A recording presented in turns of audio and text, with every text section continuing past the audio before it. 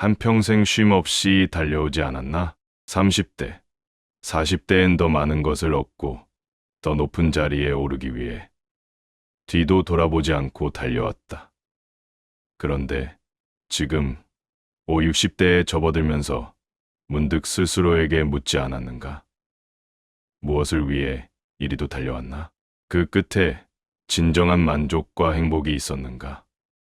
아니면 피로와 공허함만 남았는가? 세상은 우리에게 끊임없이 더 많은 것을 요구할 뿐이다.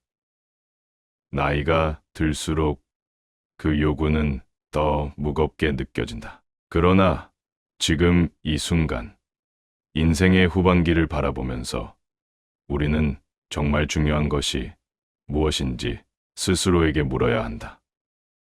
과연 욕심과 경쟁에 몰두하는 삶이 진정 우리가 원하는 삶일까?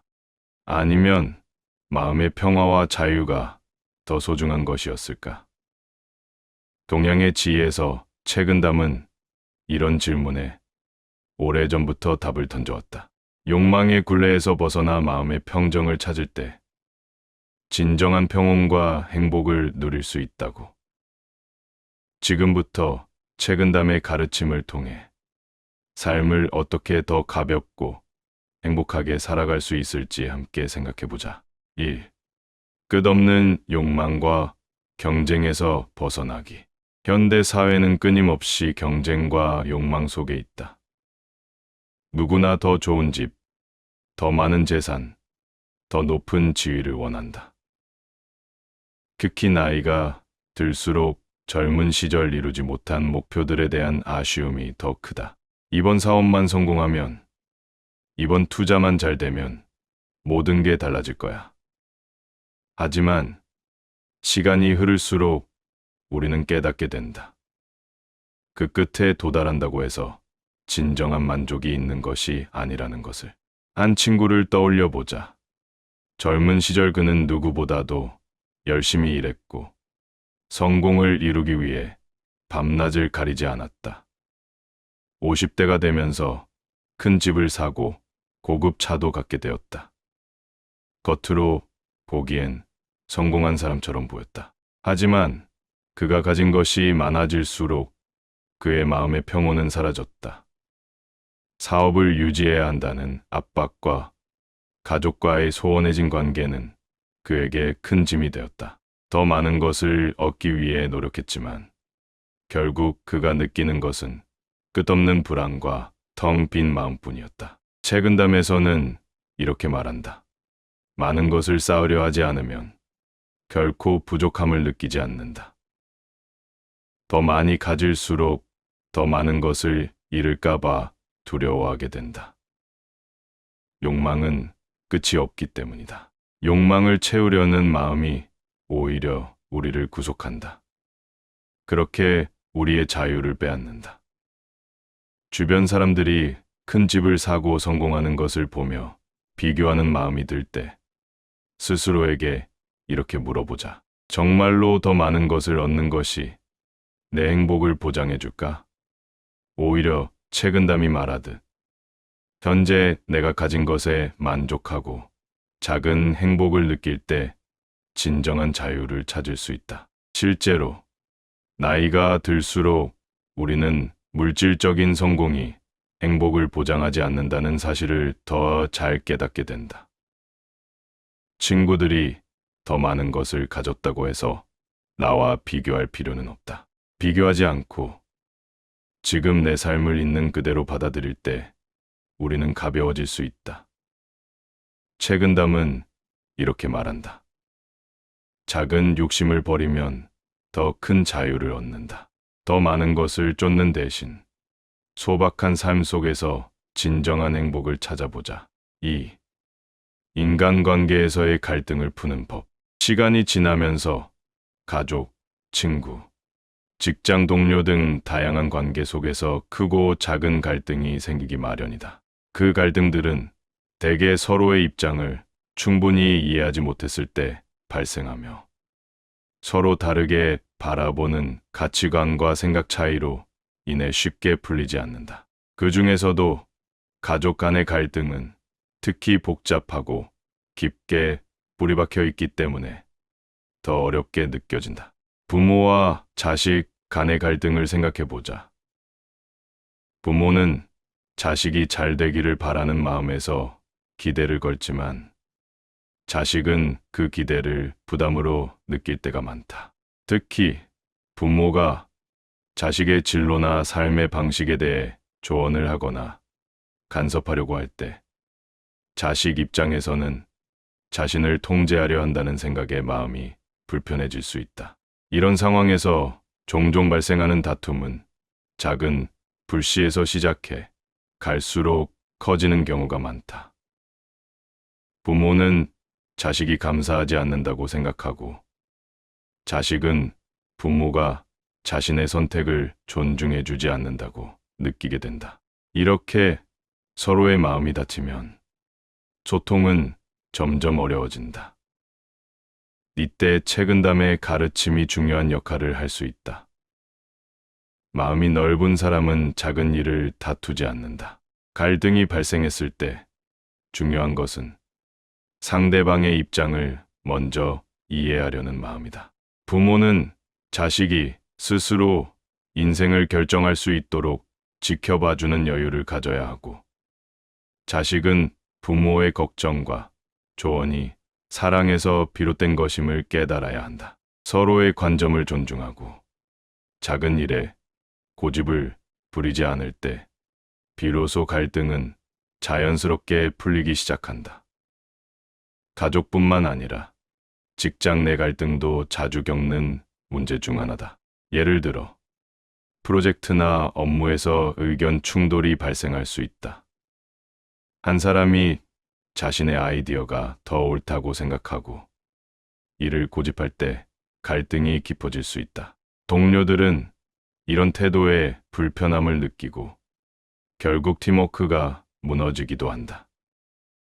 이때 중요한 것은 자신의 의견만 고집하지 않고 타인의 생각을 존중하며 융통성 있게 협력하는 자세를 갖추는 것이다. 책은담은 작은 이익에 연연하지 않으면 큰 손해를 피할 수 있다고 말한다. 작은 이익을 포기하고 협력을 선택할 때 오히려 더 큰 성과와 평화를 얻을 수 있다. 즉, 인간관계에서 중요한 것은 상대방을 존중하고 넓은 마음으로 갈등을 풀어가는 태도다. 우리가 먼저 상대방의 입장에서 생각해보고 한 발 물러서서 양보하려는 노력을 할 때 갈등은 풀릴 수 있다. 인간관계에서 이기는 것이 중요한 것이 아니라 서로의 관계를 조화롭게 유지하는 것이 더 큰 승리다. 가족이든 친구든 직장이든 상대방과의 갈등을 지혜롭게 해결할 때 우리는 더 깊고 의미 있는 관계를 쌓을 수 있다. 3. 성공과 실패의 반복 속에서 마음을 다스리기. 인생에서 성공과 실패는 피할 수 없는 과정이다. 누구나 성공을 꿈꾸고 그 과정에서 실패를 경험한다. 젊었을 때는 성공만이 인생의 궁극적인 목표처럼 느껴진다. 그러나 나이가 들수록 우리는 깨닫는다. 성공과 실패는 모두 일시적이라는 사실을.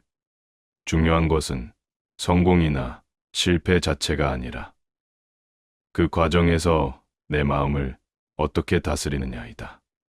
결국 인생의 성공과 실패는 우리의 삶을 정의하지 않는다. 그러나 그 경험을 어떻게 받아들이고 그 안에서 평정심을 유지하느냐는 인생의 방향을 크게 바꾼다. 한 가지 예를 들어보자. 퇴직을 앞둔 60대 중년 남성이 있다고 하자. 그는 오랜 시간 한 직장에서 일하며 승진을 목표로 열심히 달려왔다. 그러나 은퇴를 눈앞에 두고 그는 이제 더 이상 직장에서의 성과나 승진이 인생의 중심이 될 수 없다는 사실을 깨닫기 시작한다. 은퇴 후의 삶에 대한 두려움이 생기고 지금까지 자신이 쌓아온 성공들이 허무하게 느껴질 때도 있다. 이제 무엇을 위해 살아야 할까? 라는 생각이 그를 괴롭히기 시작한다. 퇴직 후의 공허함과 성공에 대한 집착에서 벗어나지 못하면 그는 인생의 후반부에서 큰 방황을 겪을 수 있다. 이런 상황에서 책은담의 가르침이 큰 도움이 된다. 성공에 도취하지 말고 실패에 좌절하지 말라. 마음이 평온할 때만이 참된 길을 걸을 수 있다. 성공은 인생에서 기쁜 순간이다.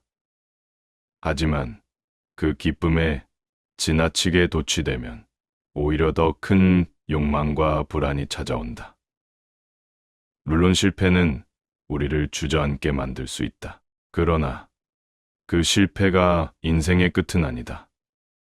한편으로는 성공의 끝없는 추구가 결국 우리를 불안하게 만들기도 한다. 더 큰 성공을 이루어야 한다는 압박과 그에 따른 실패의 두려움은 많은 사람들을 불안으로 몰아넣는다. 인생에서 한 번의 실패가 곧 인생 전체의 실패로 느껴지게 만들기도 한다.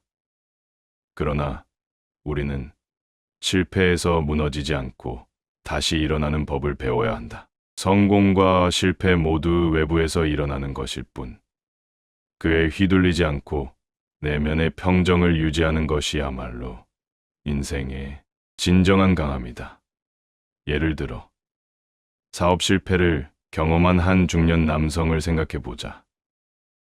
그는 오랜 시간 열정을 바쳐 일구었던 사업이 무너지면서 깊은 좌절감에 빠졌다. 내가 과연 다시 일어설 수 있을까? 라는 생각이 끊임없이 그를 괴롭혔다.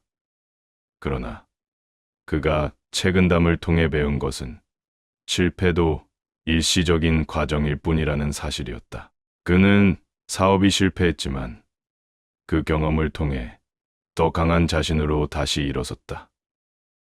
실패에 좌절하지 않고 차분한 마음을 유지한 덕분에 그는 새로운 기회를 찾아 다시 도전할 수 있었다. 세상에 아무리 큰 변화가 있더라도 내 마음만은 흔들리지 말라. 라는 책은담의 말이 있다. 외부의 성공이나 실패는 변할 수 있지만 그 안에서 내가 어떻게 마음을 다스리느냐에 따라 인생의 굴곡을 극복할 수 있다. 즉, 중요한 것은 성공과 실패의 결과가 아닌 그 과정을 내가 어떻게 받아들이느냐이다. 이렇게 성공과 실패는 우리 삶에서 피할 수 없는 부분이다. 그러나 중요한 것은 그 결과가 아니라 그 속에서 내가 어떻게 내 마음을 지켜나가느냐이다. 책은담의 가르침처럼 성공에도 도취되지 않고 실패에도 좌절하지 않으며 차분한 마음을 유지할 때 우리는 진정한 자유와 행복을 누릴 수 있다. 4. 나눔의 기쁨과 진정한 풍요를 찾기. 살아오면서 우리는 자연스럽게 물질적인 것들을 많이 쌓아두게 된다. 하지만 나이가 들수록 그런 물질적인 소유만으로는 채워지지 않는 공허함이 있다는 걸 느낀다. 아무리 돈을 많이 벌어도 그것만으로는 진정한 행복을 얻지 못한다는 사실을 깨닫게 된다. 이제는 사람들과의 관계가 더 중요해지는 시기다. 남에게 베풀고 그 대가를 바라지 않는 사람이 진정한 만족을 얻는다. 나는 책은담의 말이 있듯이 사람들과 나누며 살아가는 것이야말로 진정한 풍요를 가져다 준다. 꼭 돈을 많이 주는 것만이 베푸는 게 아니다. 나이가 들면서 시간이 더 소중해지는데 시간을 나눠주는 것만으로도 주변 사람들에게 큰 힘이 될 수 있다. 오랜 이웃이나 동네 사람에게 따뜻한 인사 한마디를 건네는 것, 혹은 시간을 내어 함께 차 한 잔 나누는 것도 큰 나눔이다. 그런 작은 배려와 마음 씀씀이가 상대방에게는 큰 힘이 된다. 비슷하게 자식들에게 물질적으로 많이 해줬다고 해서 진정한 부모-자식 관계가 형성되는 건 아니다. 시간이 지나면서 자식에게 정서적인 나눔이 더 중요하다는 걸 깨닫게 된다. 부모가 자식에게 주는 건 돈이나 물건이 전부가 아니라 함께 보내는 시간과 마음이라는 걸 알게 되는 순간이 온다.